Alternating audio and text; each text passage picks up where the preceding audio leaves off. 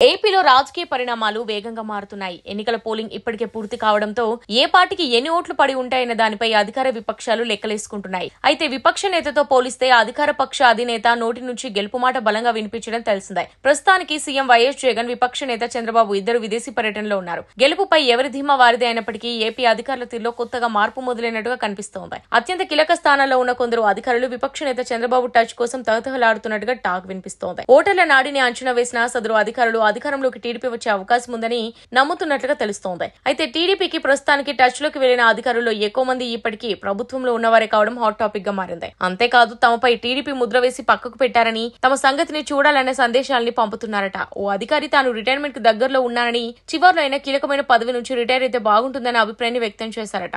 తాను టీడీపీకి చంద్రబాబుకి వ్యతిరేకం కాదన్న విషయాన్ని అర్థం చేసుకోవాలని కోరుకోవడం ఆసక్తికరంగా మారింది.